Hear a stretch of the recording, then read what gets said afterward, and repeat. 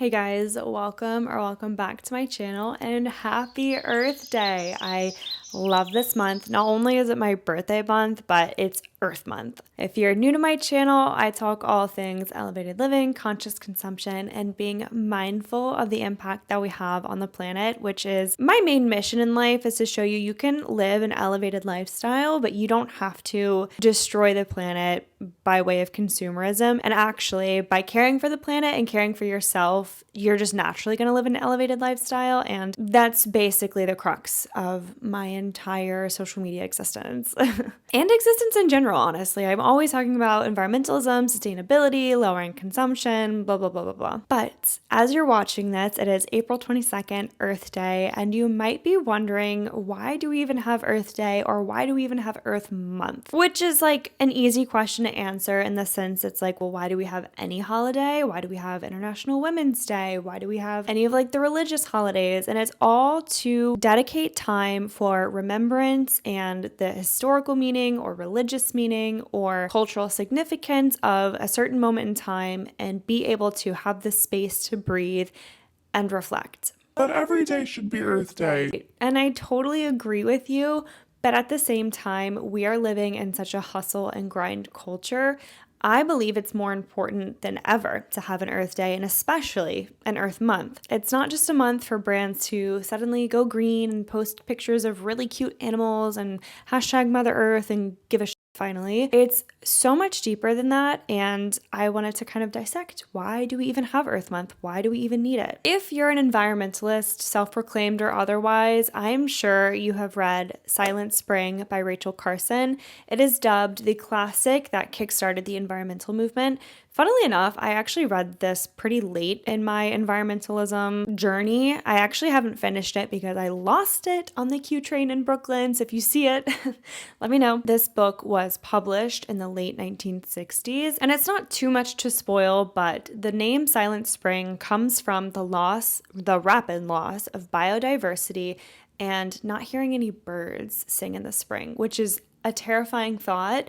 But I mean, you just need to read the book. She paints the picture so well and also gives a really big full picture of what has led up to that point in time and what can be done about it and the research and on the ground field work that's being done in that time. Because believe it or not, in the 1970s, pollution was way worse and environmental protection was non-existent. Factories and other industrial plants were able to dump hazardous waste into waterways that were contaminating drinking water and groundwater, which of course we ingest and grow crops with. There was hardly a movement to recycle, and plastic, as we all know, is really big on the scene. We also had extremely inefficient cars and other vehicles at the time, and it wasn't until the environmental movement that we were pushing to make these things more efficient. Think this stereotypical polluted, smoggy cityscape and times that by hundreds all across the United States because there were no emission caps, there were no pollution regulations, no waterway protections, no bedrock environmental law protection whatsoever. If we had gone the previous 56 years without any environmental protection here in the United States, imagine what our cities and our towns would look like,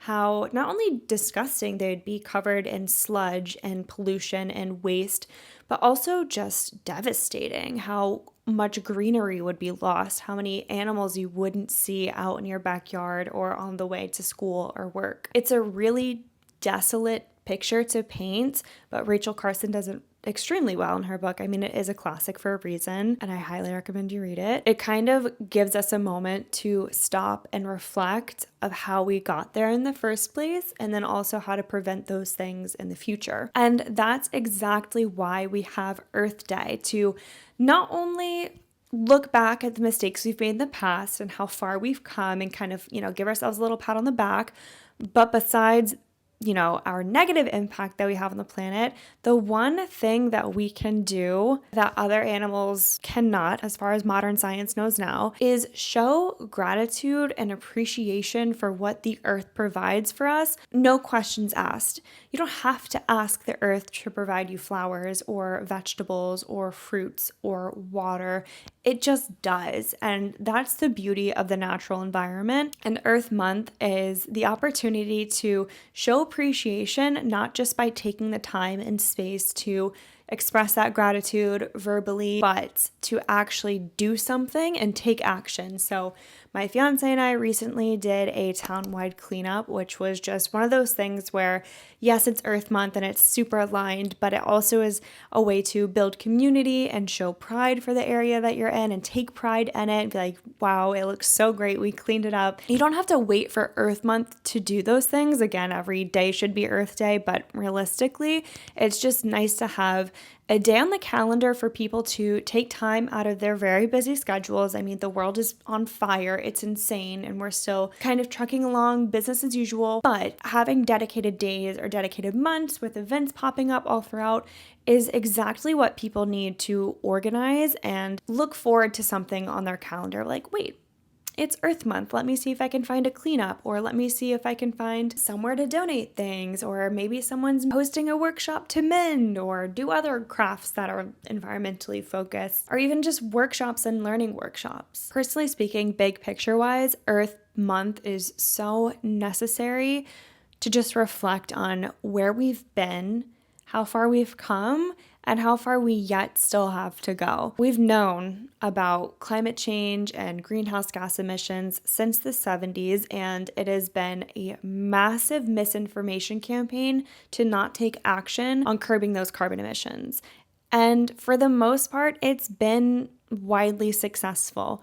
But if you look at current events, and if you look at the war on Iran and the stranglehold of the Strait of Hormuz, you know that oil is something that can be restricted across the globe with one man's ego feeling a little bit hurt. But can you restrict the sun? Can you stop the wind from shipping? Can you stop the rivers from flowing and providing hydropower, or the mantle from heating and providing geothermal power? The answer is no, but because those things aren't as profitable as drilling and shipping and selling oil, they're not quite as promoted. And in fact, the current president of the United States is willing to pay a French company $1 billion to stop a wind farm project. With a B, $1 billion to stop windmills from being built. It's mind-boggling and it's insane, but this is a really good reminder, once again, how far we still have to go in order to take care of the earth and tend to it the way that we should.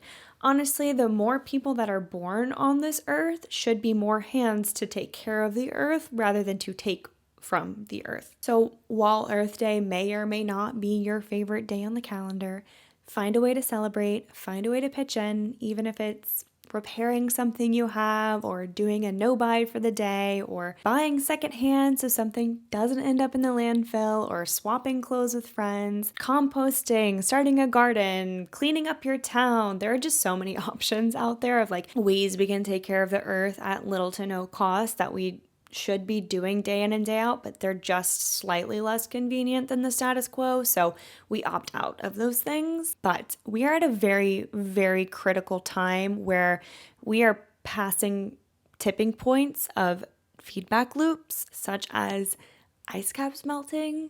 Does that ring a bell? That's a pretty big one. And I'm here to urge you to take any sort of action and never shut up about it, because we all need to be a little bit of an environmentalist. We don't all have to be zero waste, perfect environmentalists who are constantly sustainable and always choose to do the hard thing and the right thing for the environment. That is not feasible. I understand that is a lot to ask from any one person, but we don't need one perfect environmentalist. We need hundreds of millions of billions of slightly imperfect environmentalists if we're going to make any sort of change. I'm going to leave you with a few action items that I think you could take into the rest of the month for Earth Month. Number 1, do a town cleanup.